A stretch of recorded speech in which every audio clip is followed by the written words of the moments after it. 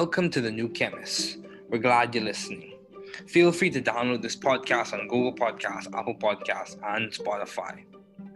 Here on The New Chemist, we discuss chemistry, which simply put is the science of change, as well as careers, community research, and COVID-19. We're happy you're tuning in. My guest today is Dr. Todd Golub. Thanks for joining me today. It is good to hear from you. Just briefly, I'll inform my audience about you.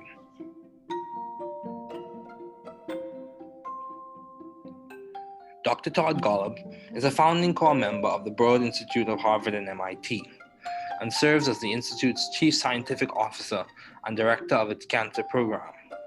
He is also the Director of the Gerstner Center for Cancer Diagnostics at the Broad Institute. He joined the faculty of the Dana-Farber Cancer Institute at Harvard Medical School in 1997.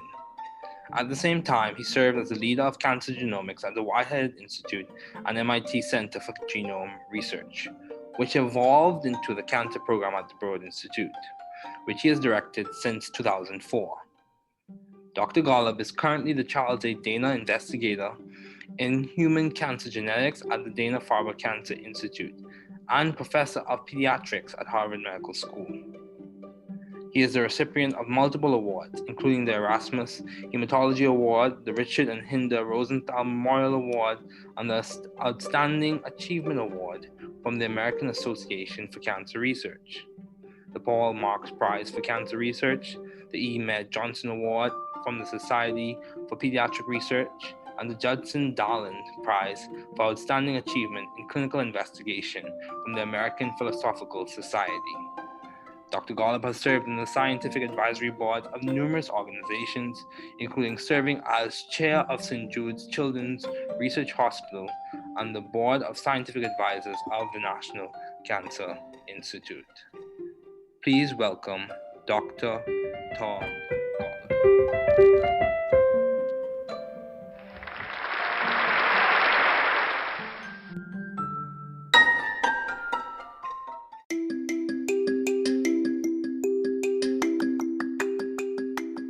Okay, Dr. Golub, thanks for joining me today. It is good to have you on. So, given all your responsibilities and accomplishments, I thought it would be good to have you as a guest on this podcast, serving at one of the leading institutes at Harvard and MIT. So my first question for you is, what have been your long-standing interests in the field of science? Well, first, David, it's great to participate in your podcast. It's great that you're doing this, and I'm happy to be here. So I have had a long-standing interest in this interface between medicine and basic science, and that just continues to get more and more interesting as more opportunities for translating what we're learning in basic science labs into the clinic are availing themselves. It's just really an exciting time for an opportunity to have real impact of science on patients. Okay, yeah, that's good. So, along with that, in that same realm, my question to you is, given all your responsibilities and accomplishments, how do you maintain view of the bigger picture in your career and in your life in general? Like, how do you see the forests amidst the trees? How do you see the entire periodic table, even though you have to deal with different elements or whatever the case may be? How do you see or maintain view of the bigger picture, especially when you face obstacles and challenges?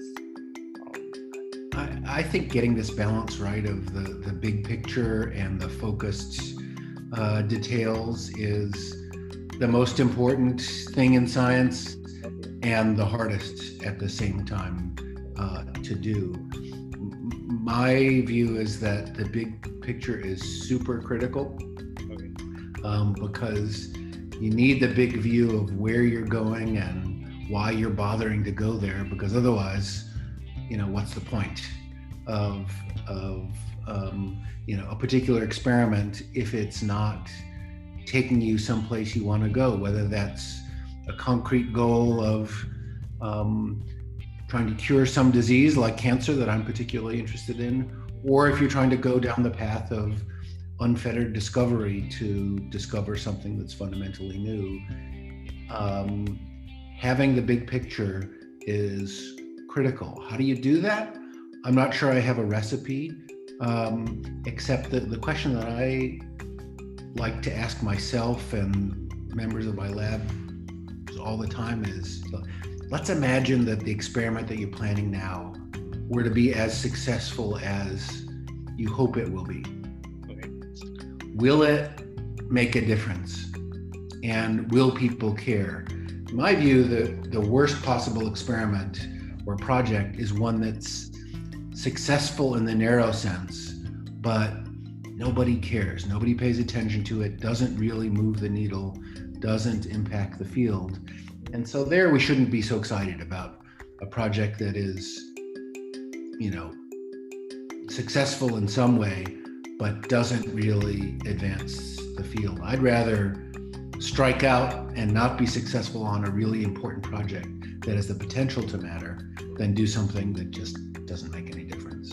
So I think trying to keep that eye on the ball on the big problem you're trying to solve and not be too distracted or demoralized when the shorter term obstacles pop up, as they always do.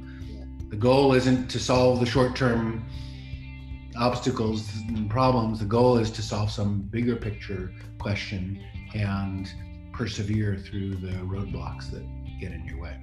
Yeah, I completely agree. Perseverance is very important, especially in this time where a lot of people are facing different challenges, even in the academic sense, with classes being in a different format from what they used to, or in an economic sense with the loss of jobs. So, along the same lines, how have you been adaptive and or creative in the field of science? You work at one of the most prestigious schools. How have you been adaptive or creative? What project that you are currently working on or have worked on?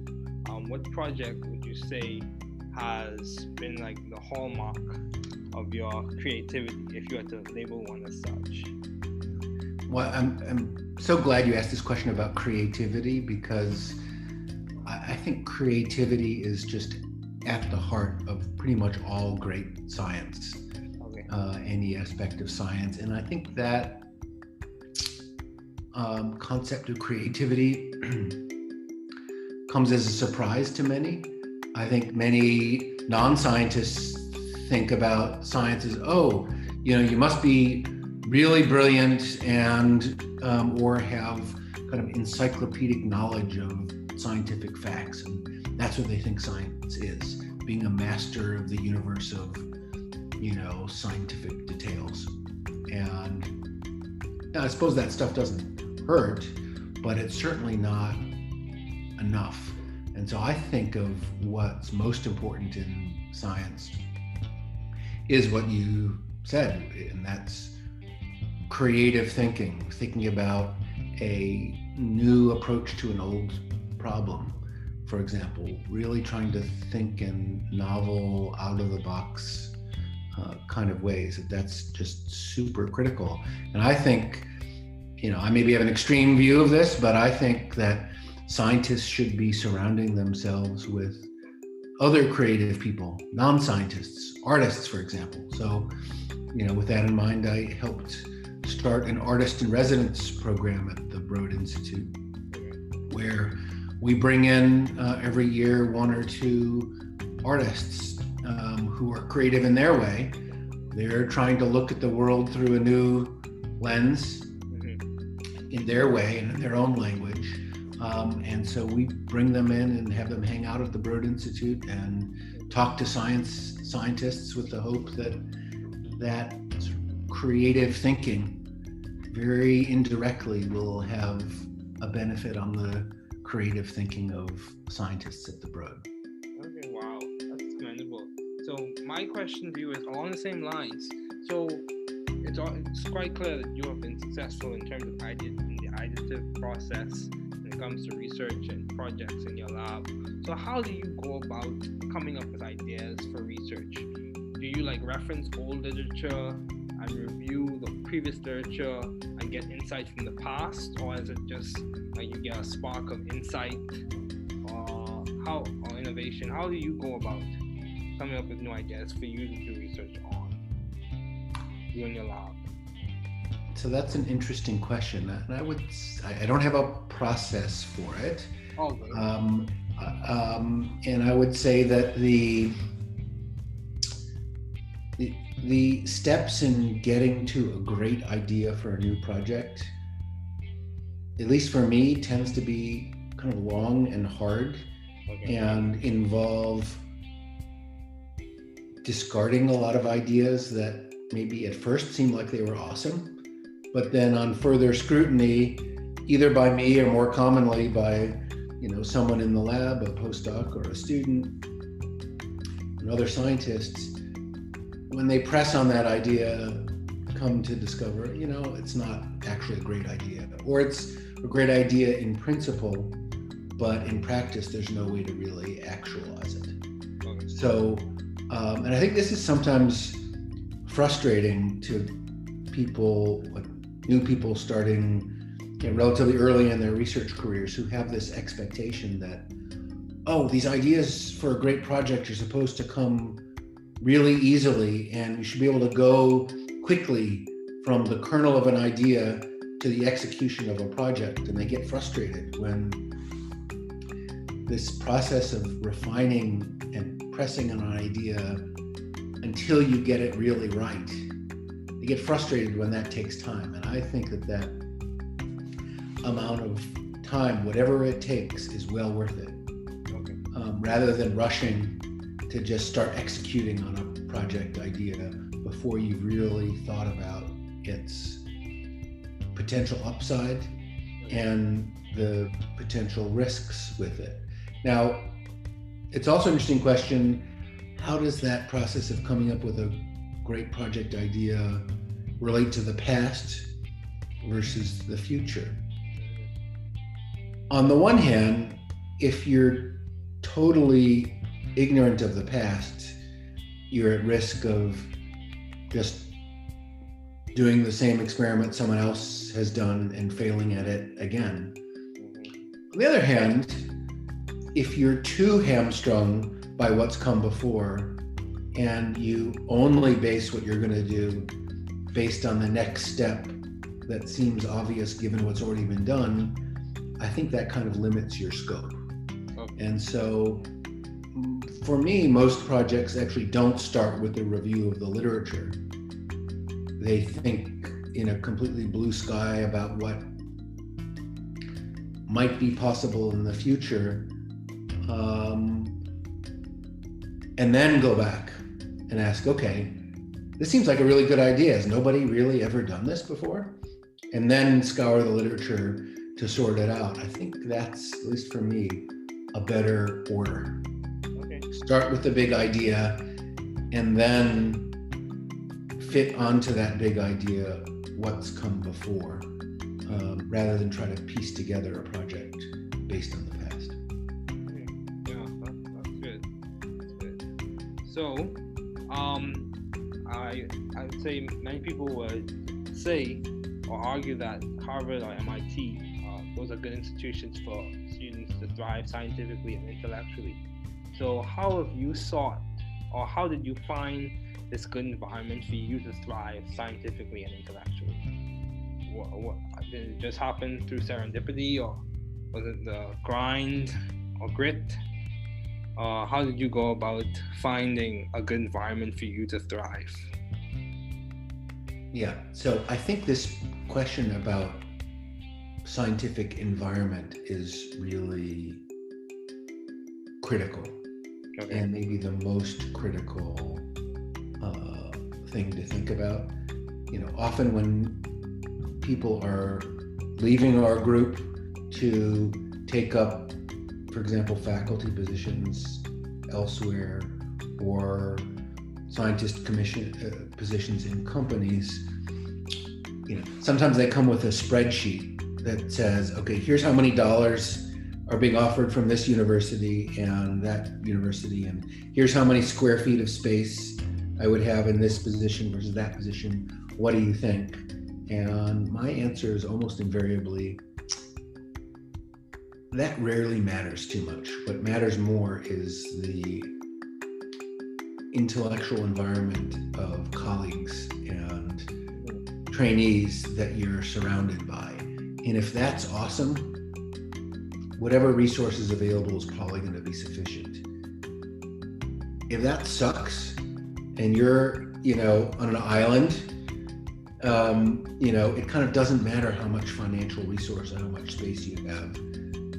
It's going to be tough going. So I think this scientific environment question of being, the environment in which there's a collaborative spirit and a critical mass of scientists who are thinking about some similar questions, but not in the identical way. That's what makes for a really ripe environment for research. And so you're right, the Boston community is pretty amazing with respect to the large number of faculty and students and trainees and other scientists in this community. And I think that makes us all better. How did I wind up here? Yeah, mostly by serendipity, but just continue to be drawn to it because of this richness of scientific discovery and curiosity and people. Okay, yeah, that's good. So, in terms of, if you had to given all your responsibilities and accomplishments, how are you maintaining a balanced life, or how do you maintain a balanced life? Well, I'm not sure I can claim to have succeeded in maintaining a balanced life. I think for some people, dividing their life into work and non-work personal life with a bright line between the two is what makes them happy and is effective. My brain doesn't work that way, for better or for worse, and so I tend to think of what I do as a person and as a scientist as a big continuum where sometimes the balance is wrong at any particular time. Okay. And then it swings the other direction at a different period of time. And that kind of flexibility works for me. I think, one of the skills in developing as a PI that often doesn't come naturally, didn't come naturally to me, but now I've gotten better at it, is how to say no to things. Okay. And to really only say yes to those things that you think are going to really drive your own scientific program, or have some other kind of positive impact, supporting students and trainees, or making the world a better place in some other way. If it doesn't really move the needle in some dimension that's significant, just say no. And that is easier said than done, but doing that can have a big impact on your sanity and work-life balance for sure. Wow, that's good. Yeah, I completely agree. For me personally, as a graduate student, I'm still figuring out balance myself. So I completely agree. Sometimes balance is a dynamic process. It's not I have achieved it or I have reached it completely. So after reviewing your profile and seeing all the work that you've done and the impact that you've made, I would say by many standards, people would say you have been successful as a professor in the field. So what would you attribute to your success, or what has been the guiding factor or the impetus on which you have been so successful as a professor? Yeah, I'm not sure, but I would say that for me, the key to success is keeping focused on trying to make progress on a really big and important set of problems, and being open to taking that on with colleagues together to solve a really important problem, rather than focusing on what am I going to do myself as a professor or as a lab head. Okay. Because I think if you didn't think of the world in that way, it turns out you can take on projects and problems that are much more important when you do it collectively and collaboratively and focus on solving the problem rather than doing it just focused on your own lab.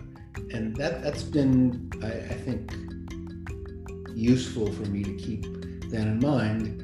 And if you do that and wind up making scientific progress, it does just fine for your own career. Mm-hmm. So it's not like it's falling on your sword to collaborate and to share in, authorship or leadership of a complex project if the project really benefits from that joint leadership. There's plenty of notoriety to go around for everybody. And so that's what I try to keep in mind. If you keep your eye on the goals and take the approach that you're going to do whatever is needed to solve those problems for the field and ultimately for patients, everything will turn out fine. Okay. Yeah, that's good. So, at the Broad Institute, I noticed there's a lot of collaboration. You mentioned how you even have collaborations from people who may not work directly in the field of science, as you mentioned with the artists in residence. So how have you maintained vision and teamwork in your environment? How have you done that? Yeah, so I think the key to teamwork, I think, is having a goal that everyone is excited about. Okay.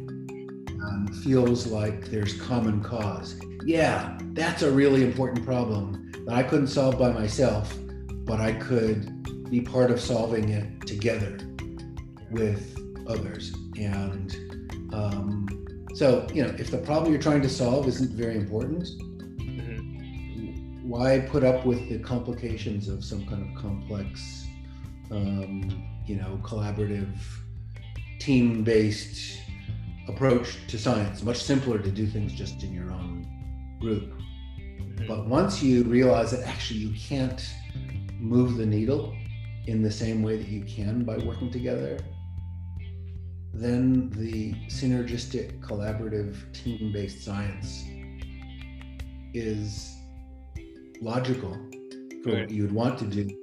And you're happy to put up with the occasional complexities of, sometimes decision-making is less straightforward when you have multiple leaders working together to solve a problem than it is if you just have an individual leader. Oh well, that's part of the cost of taking on a project which, if successful, will really change the world.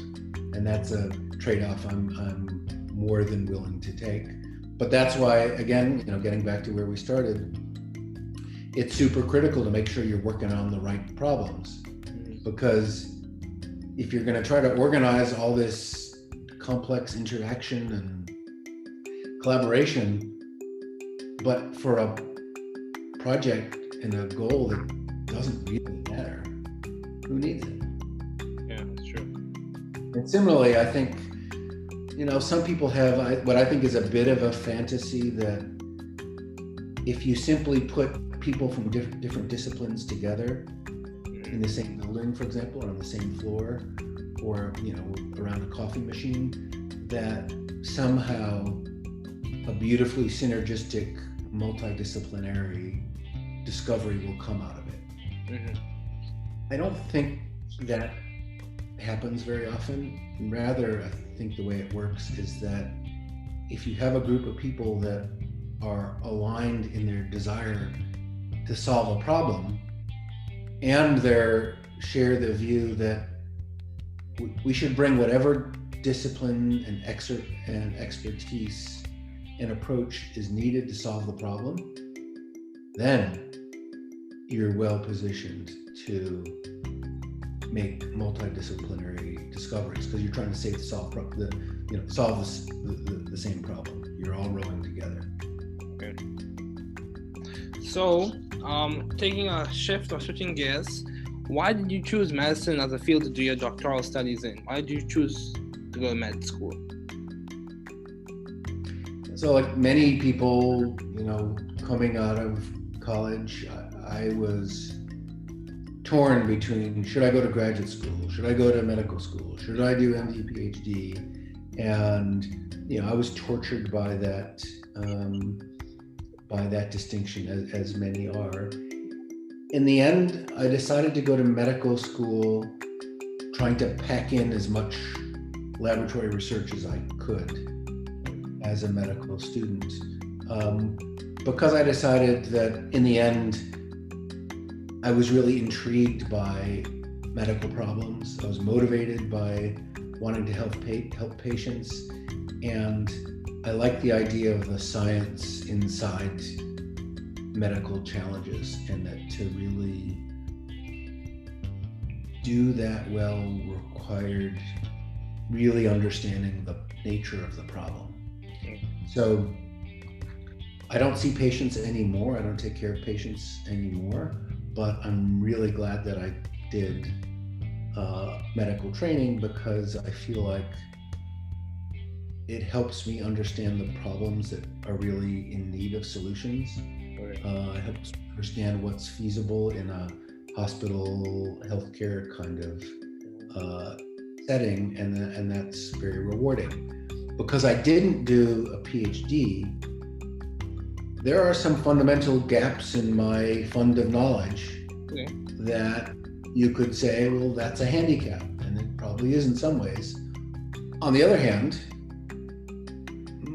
sometimes focused training that can happen in a PhD puts the blinders on in a way that overly narrows a focus in a particular area. And so my possibly naive view of science also has certain upsides, in that I feel like I've had kind of an open mind to possibility, because I haven't been too constrained by having been down an alternate path before. Okay. Yeah, that's good. Yeah, I could say a lot of people do encounter the challenge where they are pressed between, or trying to decide between grad school, med school, and the PhD. Yeah, that is definitely a battle to fight. But you also did pediatrics as your residency. Why did you choose pediatrics as opposed to internal medicine or oncology or medical oncology or radiation oncology? Why did you choose pediatrics? So the honest answer is that I found pediatricians to be really nice people. Okay. And we discussed before, the environment that you're in is a really important part of work. And so I liked being surrounded by pediatricians, because I thought they were genuine, nice people. Tend to have, compared to other medical disciplines, perhaps not as big an ego as others, and that kind of appealed to me. And of course, I liked interacting with kids and young families, and I liked the experience of helping young parents through really difficult emotional challenges, independent of the medicine and the science behind it. I subspecialized in pediatric oncology, and when young parents are faced with the news that their kid has cancer, that's the worst possible news most parents can imagine.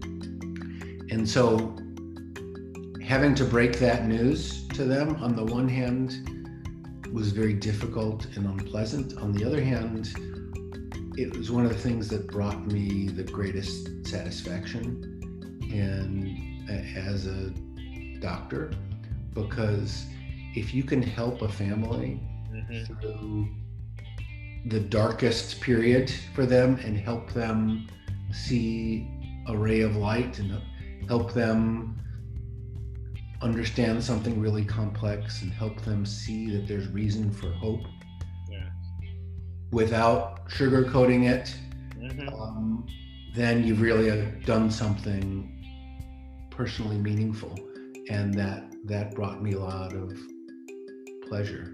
And so in an ironic way, that aspect of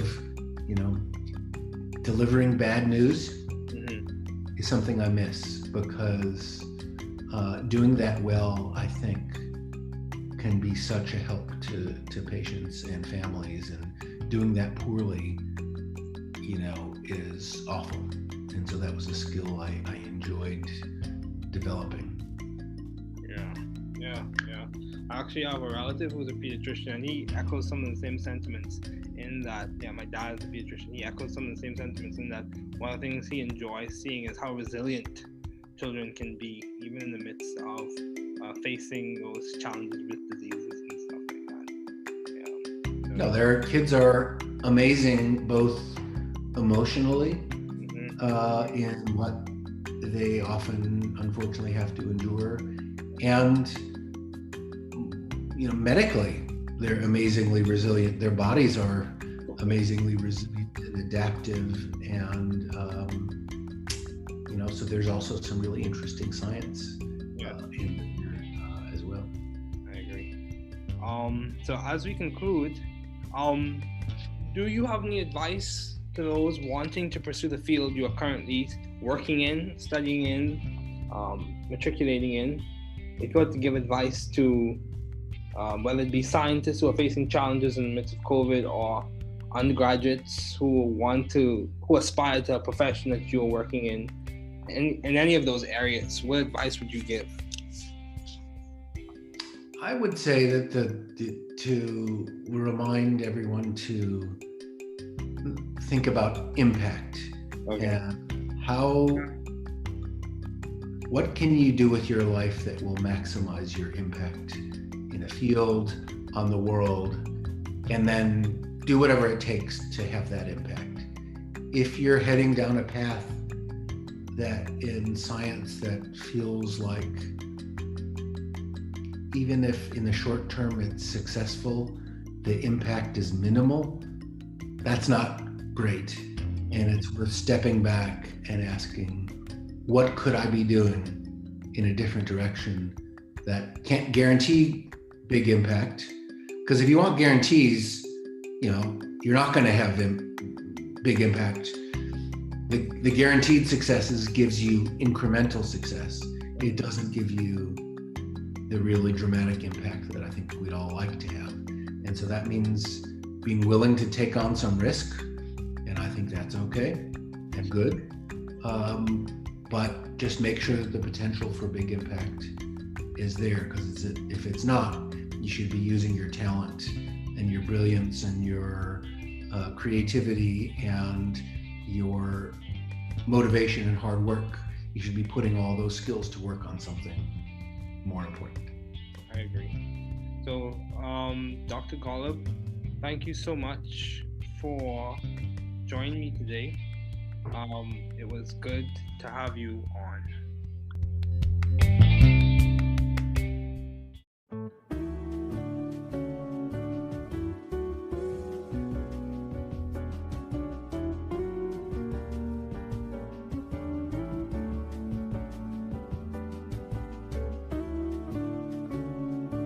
Entrevista com o Dr. Todd Golub, MD no The New Chemists Podcast. David Ferguson. Entrevista por David Ferguson, ACS Bridge Fellow e Jane Fellow com o Dr. Todd Golub, MD. diretor do Instituto Broad da Universidade de Harvard e Massachusetts Instituto de Tecnologia. David Ferguson.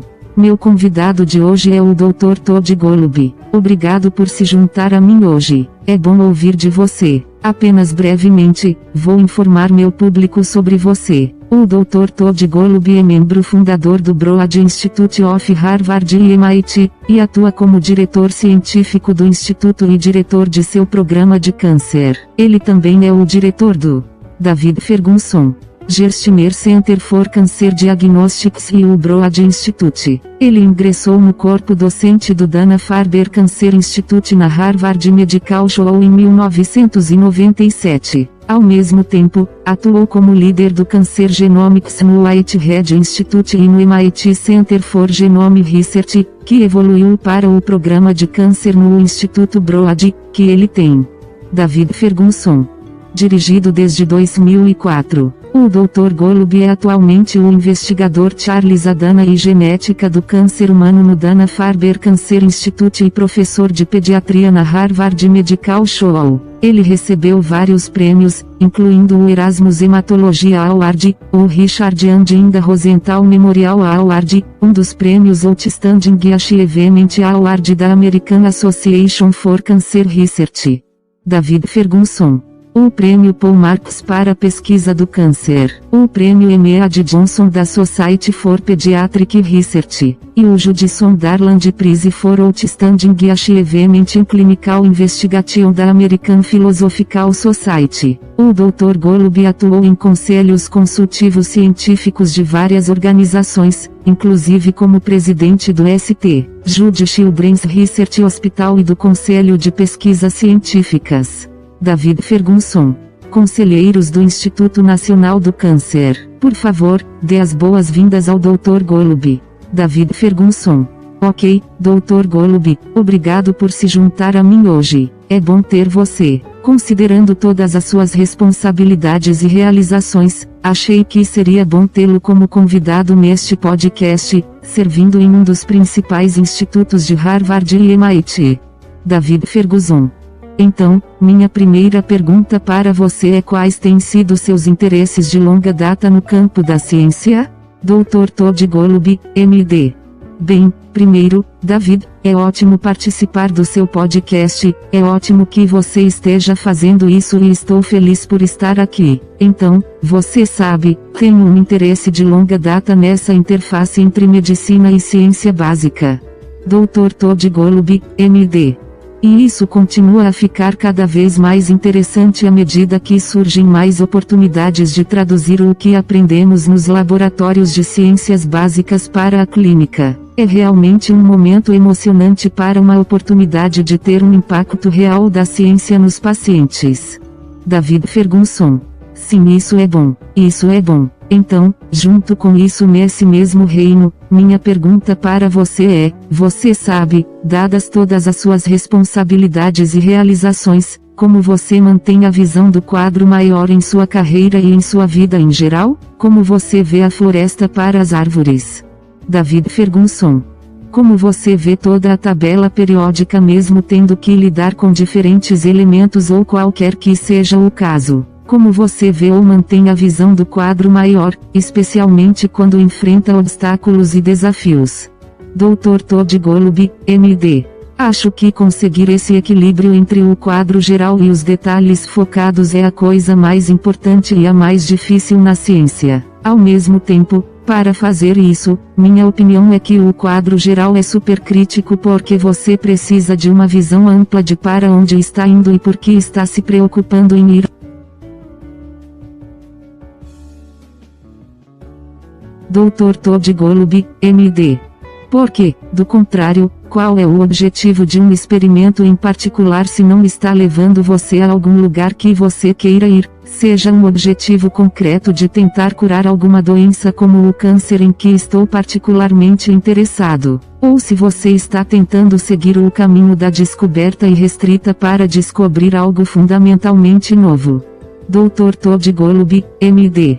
Ter uma visão geral é crítico. como você faz isso? Não tenho certeza se tenho uma receita, exceto a pergunta que gosto de fazer a mim mesmo e aos membros do meu laboratório o tempo todo é: vamos imaginar que o experimento que você está planejando agora seja tão bem sucedido quanto você espera vai ser. Dr. Todd Golub, MD. Vai fazer diferença? E as pessoas vão se importar? Minha opinião é que o pior experimento ou projeto possível é aquele que dá certo no sentido estrito, mas ninguém se importa. Ninguém presta atenção nisso. Realmente não move a agulha e não afeta o campo. Dr. Todd Golub, MD. E então não deveríamos estar tão entusiasmados com um projeto que está, você sabe, bem sucedido de alguma forma, mas realmente não avança no campo. Prefiro desistir e não ter sucesso em um projeto realmente importante que tem potencial para importar, do que fazer algo que simplesmente não faça diferença. Dr. Todd Golub, MD. Então, acho que tentar manter o olho na bola e no grande problema que você está tentando resolver e não se distrair ou desmoralizar demais quando os obstáculos de curto prazo surgem como sempre. O objetivo não é resolver os obstáculos e problemas de curto prazo. Dr. Todd Golub, MD. O objetivo é resolver algumas questões mais amplas e perseverar nos obstáculos que surgem em seu caminho. David Ferguson. Sim, concordo plenamente. A perseverança é muito importante, principalmente neste momento, onde muitas pessoas estão enfrentando diversos desafios, até mesmo no sentido acadêmico, com aulas sendo apresentadas em um formato diferente do que costumavam ou no sentido econômico com perda de empregos. David Ferguson. Então, na mesma linha, como você tem sido adaptativo e ou criativo no campo da ciência? Você trabalha em uma das escolas de maior prestígio. Como você tem sido adaptável ou criativo? Em qual projeto você está trabalhando atualmente, ou já trabalhou ou como trabalhou? David Ferguson. Que projeto você diria que foi a marca de sua criatividade se tivesse que rotular um como tal? Dr. Todd Golub, MD. Você sabe o que? Estou tão feliz que você fez essa pergunta sobre criatividade, porque acho que a criatividade está no cerne de praticamente toda grande ciência. Qualquer aspecto da ciência, e acho que o conceito de criatividade é uma surpresa para muitos. Dr. Todd Golub, MD. Eu acho que muitos não cientistas pensam sobre a ciência como, você deve ser realmente brilhante e ou ter uma espécie de conhecimento enciclopédico de fatos científicos. E é isso que eles pensam, a ciência é, ser um mestre do universo de, você sabe, de detalhes científicos e... Dr. Todd Golub, MD. E suponho que isso não dói, mas certamente não é o suficiente. E então eu penso no que é mais importante na ciência, é o que você disse, e isso é pensamento criativo, pensar em uma nova abordagem para um problema antigo, por exemplo. Realmente tentar pensar e inovar formas inovadoras que são apenas supercrítico. Dr. Todd Golub, MD. E eu acho, sabe, talvez eu tenha uma visão extrema disso, mas acho que os cientistas deveriam se cercar de outras pessoas criativas, não cientistas, artistas, por exemplo. Então, você sabe, com isso em mente, ajudei a iniciar um programa de residência artística no The Broad Institute, onde trazemos todos os anos 1 ou 2 artistas que... Dr. Todd Golub, MD. São criativos à sua maneira. Eles estão tentando ver o mundo através de uma nova lente à sua maneira, em sua própria linguagem. E então nós os trazemos e os colocamos no The Broad Institute e conversamos com cientistas com a esperança de que esse tipo de pensamento criativo, muito indiretamente, tenha um benefício no Dr. Todd Golub, MD. Pensamento criativo dos cientistas do Broad. David Ferguson. Uau, isso é louvável. Então, minha pergunta para você é na mesma linha. Portanto, é bastante claro que você teve sucesso em termos de ideias e do processo ideativo quando se trata de pesquisas e projetos em seu laboratório. Então, como você faz para ter ideias para pesquisa? David Ferguson. Você gosta de fazer referência à literatura antiga e revisar a literatura anterior e obter insights do passado? Ou é apenas uma centelha de percepção ou inovação? Como você faz para ter novas ideias para fazer pesquisas? David Ferguson. Em seu laboratório. Dr. Todd Golub, MD. Essa é uma pergunta interessante. Eu diria que não tenho um processo para isso. E eu diria que as etapas para chegar a uma ótima ideia para um novo projeto, pelo menos para mim, tendem a ser longas e difíceis e envolvem. Dr. Todd Golub, MD. Descartando muitas ideias que talvez a princípio parecessem incríveis, mas depois submetidas a um exame mais minucioso por mim ou mais comumente por, você sabe, alguém no laboratório, um pós-doutorando ou um estudante e outros cientistas. Quando eles pressionam essa ideia, eles descobrem, você sabe, não é realmente uma ótima ideia ou é uma ótima. Dr. Todd Golub, MD. Ideia em princípio, mas na prática não há como realizá-la. Então, e eu acho que isso às vezes é frustrante para pessoas como novas pessoas começando, você sabe, relativamente cedo em suas carreiras de pesquisa que têm essa expectativa de que, essas ideias para um grande projeto devem vir muito facilmente, e deveríamos estar capazes de ir. Dr. Todd Golub, MD. Rapidamente do núcleo de uma ideia à execução de um projeto. E eles ficam frustrados quando esse processo de refinar e pressionar uma ideia até que você acerte. Eles ficam frustrados quando isso leva tempo. E acho que esse tempo, seja o que for, vale a pena. Dr. Todd Golub, MD. Em vez de correr para começar a executar uma ideia de projeto antes de você realmente pensar, é o lado positivo e os riscos potenciais com ela o passado versus o futuro? Dr. Todd Golub, MD. Por um lado, se você é totalmente ignorante sobre o passado, corre o risco de fazer o mesmo experimento que outra pessoa fez e falhar novamente. Por outro lado, se você está muito paralisado pelo que veio antes e só baseia o que vai fazer no próximo passo, isso parece óbvio, considerando o que está acontecendo. Dr. Todd Golub, MD. Já foi feito. Acho que isso meio que limita seu escopo. Para mim, a maioria dos projetos não começa com a revisão da literatura. Eles pensam em um céu completamente azul sobre o que pode ser possível no futuro. Dr. Todd Golub, MD. E então volte e pergunte, ok, parece uma ideia muito boa, ninguém nunca fez isso antes? E então vasculhar a literatura para resolver isso? Acho que é pelo menos para mim, uma ordem melhor. Dr. Todd Golub, MD. Comece com a grande ideia, e então encaixar nessa grande ideia, o que veio antes, em vez de tentar montar um projeto baseado no passado. David Ferguson. Sim, isso é bom. Isso é bom. Então, eu diria que muitas pessoas veriam ou argumentariam que Harvard ou MIT são boas instituições para os alunos prosperarem científica e intelectualmente. Então, como você o procurou ou como encontrou esse bom ambiente para prosperar científica e intelectualmente? David Ferguson. Foi acaso? Ou foi a moagem ou o grão? Como você encontrou um bom ambiente para prosperar? Dr. Todd Golub, MD.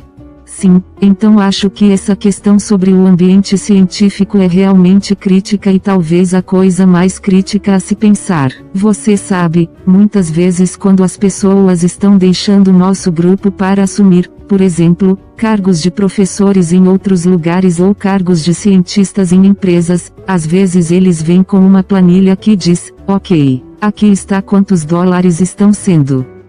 Dr. Todd Golub, MD.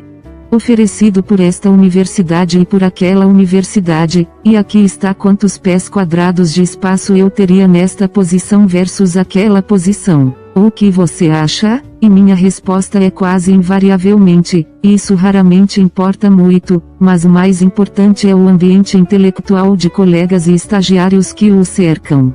Dr. Todd Golub, MD. E se isso for incrível, quaisquer recursos disponíveis provavelmente serão suficientes. Se isso é uma droga e você está, sabe, em uma ilha, sabe, não importa quantos recursos financeiros ou quanto espaço você tem, vai ser difícil. Dr. Todd Golub, MD. Então eu acho que essa questão do ambiente científico de ser, sabe, o ambiente em que há um espírito colaborativo e uma massa crítica de cientistas que estão pensando em algumas questões semelhantes, mas não de maneira idêntica. Isso é o que faz para um realmente maduro. Dr. Todd Golub, MD. Ambiente para pesquisas. E então você está certo, a comunidade de Boston é incrível em relação ao grande número de professores, alunos, estagiários e outros cientistas nesta comunidade, e acho que isso nos torna melhores. Dr. Todd Golub, MD.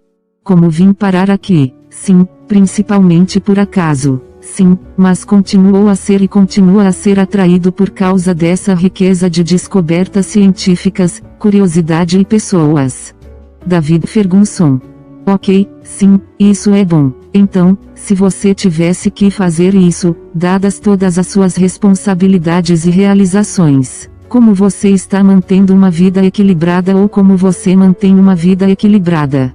Dr. Todd Golub, MD. Bem, não tenho certeza se posso afirmar que consegui manter uma vida equilibrada. Eu acho que para algumas pessoas, dividir sua vida em trabalho e vida pessoal não profissional com uma linha clara entre os dois é o que os deixa felizes e é eficaz. Dr. Todd Golub, MD. Meu cérebro não funciona assim para melhor ou para pior. E então tendo a, você sabe, pensar no que faço como pessoa e como cientista e como um grande contínuo onde às vezes o equilíbrio está errado em um determinado momento. Dr. Todd Golub, MD. E então ele oscila na outra direção, em um período de tempo diferente. E esse tipo de flexibilidade funciona para mim. Eu acho, você sabe, uma das habilidades no desenvolvimento como um PI, investigador principal que muitas vezes não vem naturalmente ou não veio naturalmente para mim, mas agora eu melhorei nisso. Dr. Todd Golub, MD. Como dizer, não às coisas e realmente, apenas dizer sim àquelas coisas que você acha que vão realmente conduzir seu próprio programa científico ou ter algum outro tipo de impacto positivo apoiando alunos e estagiários, ou tornando o mundo um lugar melhor em alguns outros.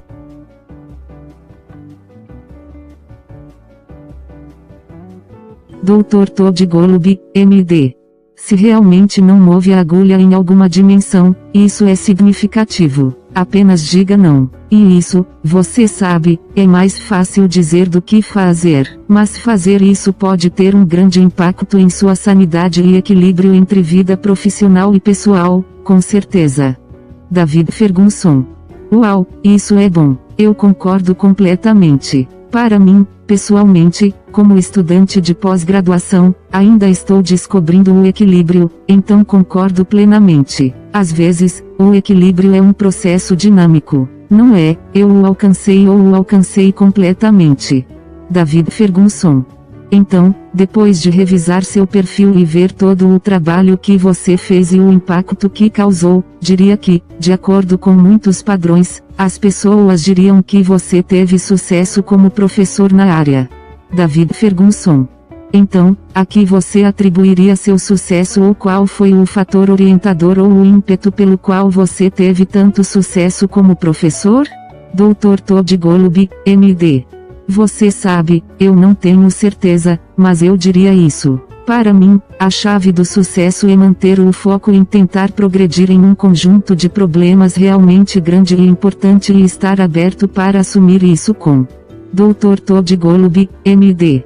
Colegas juntos para resolver problemas realmente importantes, em vez de focar no que eu mesmo vou fazer como professor ou chefe de laboratório. Porque eu acho que, se você não pensasse no mundo dessa maneira, você pode assumir. Dr. Todd Golub, MD.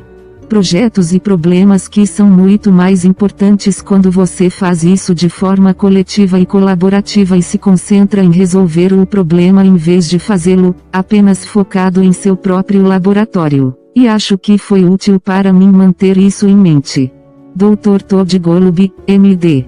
E se você fizer isso e acabar fazendo progresso científico, será ótimo para sua própria carreira. Portanto, não é como se estivesse caindo em sua espada para colaborar e compartilhar e, você sabe, autoria ou liderança de um projeto complexo se o projeto realmente se beneficiar dessa liderança conjunta. Dr. Todd Golub, MD. Há muita notoriedade para todos. E é isso que tento manter em mente. Se você ficar de olho nos objetivos e adotar a abordagem de fazer o que for necessário para resolver esses problemas para o campo e, finalmente, para os pacientes. Dr. Todd Golub, MD. Tudo vai acabar bem.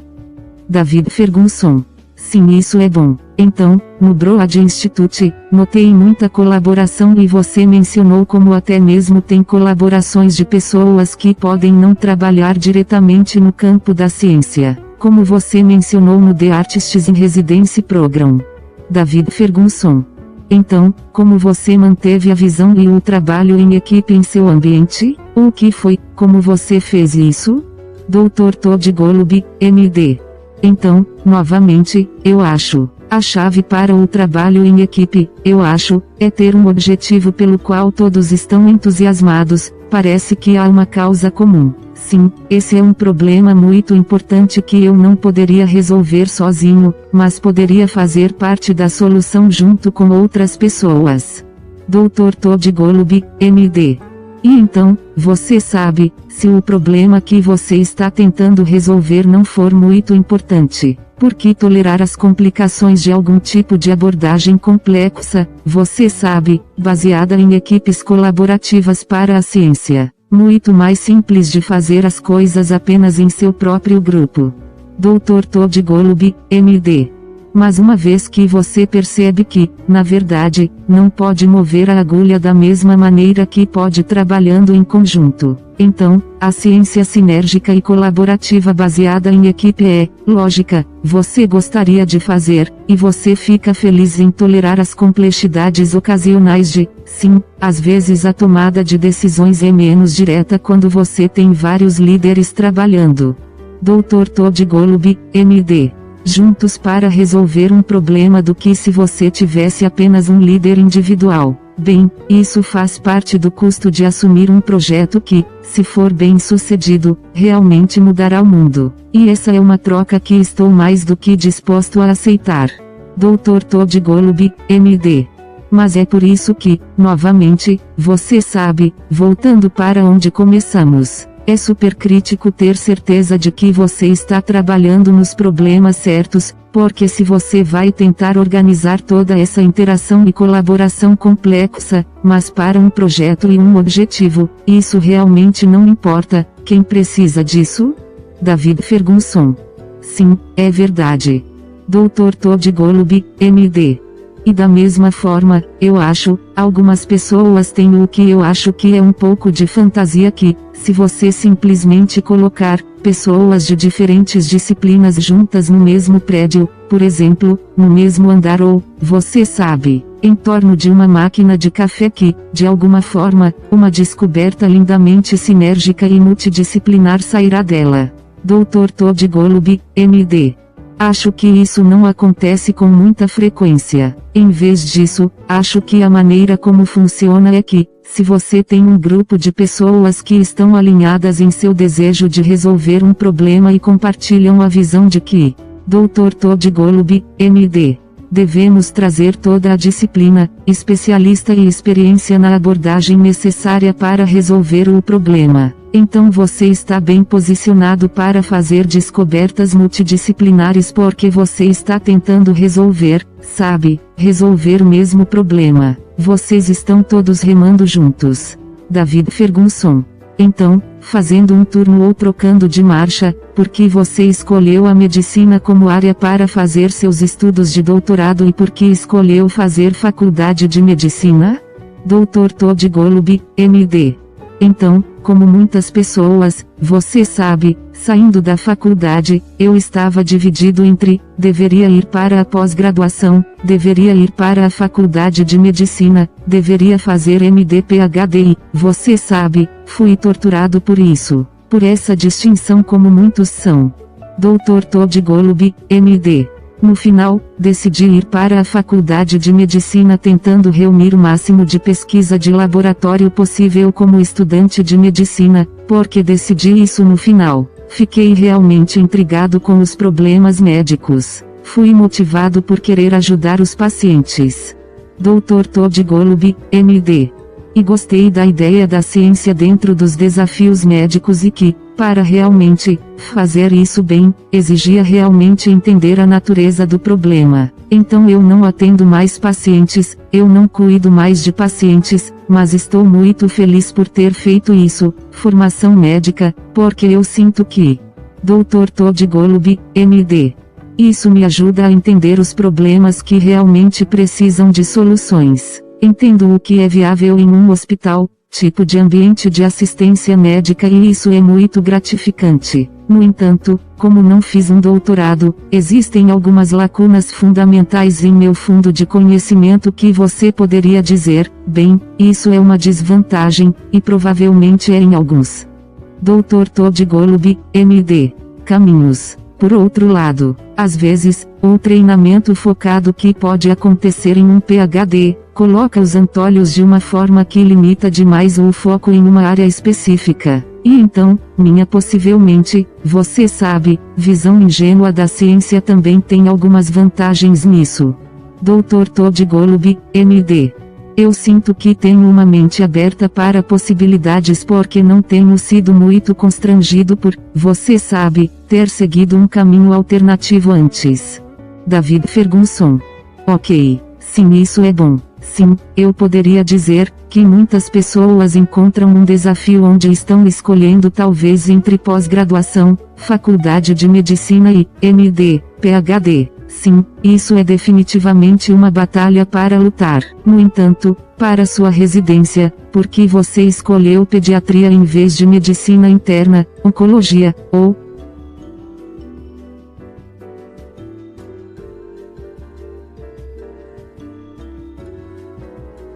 David Ferguson. Oncologia ou oncologia por radiação? Por que escolheu a pediatria? Dr. Todd Golub, MD.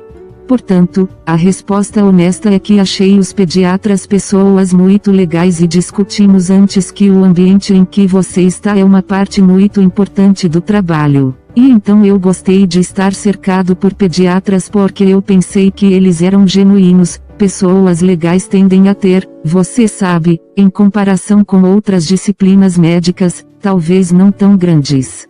Dr. Todd Golub, MD. Um ego como os outros, e isso meio que me atraiu. E, claro, gostei de interagir com crianças e famílias jovens e, você sabe, gosto da experiência de ajudar pais jovens a enfrentar desafios emocionais realmente difíceis, independentemente da medicina e da ciência por trás disso. Dr. Todd Golub, MD. Sabe, eu me especializei em oncologia pediátrica. E você sabe, quando os pais jovens se deparam com a notícia de que seus filhos têm câncer, essa é a pior notícia possível, você sabe, a maioria dos pais pode imaginar, e então, ter que dar essa notícia a eles, por um lado, foi muito difícil e desagradável. Dr. Todd Golub, MD.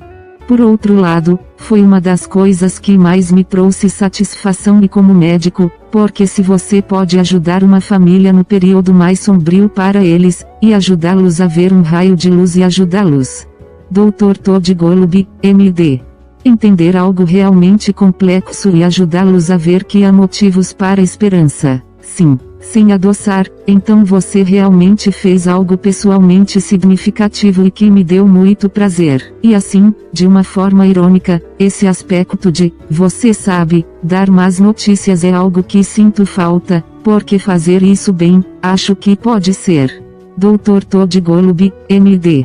Uma ajuda dessas para os pacientes e familiares e fazer isso mal, sabe, é horrível. E essa foi uma habilidade que gostei de desenvolver. David Ferguson. Sim, na verdade, tenho um parente que é pediatra, Dr. W. Ferguson, MD, pai, e ele expressa alguns dos mesmos sentimentos nisso. Sim, meu pai é pediatra. Ele repetiu alguns dos mesmos sentimentos, e uma das coisas que ele gosta de ver é como as crianças podem ser resilientes. David Ferguson. Mesmo em meio a enfrentar esses desafios com doenças e coisas assim. Dr. Todd Golub, MD. Você sabe, seus filhos são incríveis emocionalmente e o que eles infelizmente têm que suportar e, você sabe, clinicamente, eles são incrivelmente resistentes e seus corpos são incrivelmente adaptáveis. Você sabe, então também há alguma ciência realmente interessante lá. Dr. Todd Golub, MD. Concordo. David Ferguson. Então, como concluímos? Você tem algum conselho para aqueles que desejam seguir a área em que está trabalhando, estudando, matriculando-se em? Se você tivesse que dar conselhos, sejam cientistas que estão enfrentando desafios, em meio ao COVID ou graduandos que querem, ou aspiram a uma profissão que você está exercendo e qualquer. David Ferguson. Dessas áreas, que conselho você daria? Dr. Todd Golub, MD. Eu diria isso para lembrar a todos que devem pensar no impacto, como, o que você pode fazer com sua vida que maximizará seu impacto em um campo no mundo? E então faça o que for preciso para ter esse impacto se você estiver seguindo um caminho. Dr. Todd Golub, MD. Que na ciência, isso parece, mesmo que a curto prazo seja bem sucedido, o impacto é mínimo, isso não é ótimo. E vale a pena recuar e perguntar o que eu poderia estar fazendo em uma direção diferente que não garantisse grande impacto? Dr. Todd Golub, MD. Porque se você quer garantias, sabe que não vai ter um grande impacto. Os sucessos garantidos lhe dão sucesso incremental. Não dá a você o impacto realmente dramático que eu acho que todos nós gostaríamos de ter. E isso significa estar disposto a assumir algum risco. Dr. Todd Golub, MD. E eu acho que está tudo bem, mas apenas certifique-se de que o potencial para um grande impacto esteja presente, porque, se não estiver, você deve usar seu talento, brilhantismo, criatividade, motivação e trabalho duro. Dr. Todd Golub, MD. Você deve colocar todas essas habilidades para trabalhar em algo mais importante. David Ferguson. Concordo. Então, Dr. Golub, muito obrigado por se juntar a mim hoje. Foi bom ter você. Gravação original para a entrevista realizada em 2020 no The New Chemists Podcast.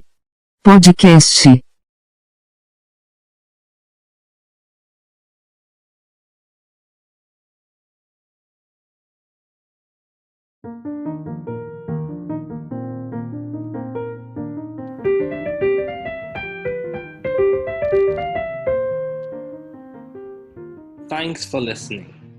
We're glad you were able to tune into this podcast. Once again, this is The New Chemist, where we discuss chemistry, which simply put is the science of change, as well as the other sciences, careers, community, research, and COVID-19. Thanks again for listening. Note, the views on this podcast represent those of my guests and I.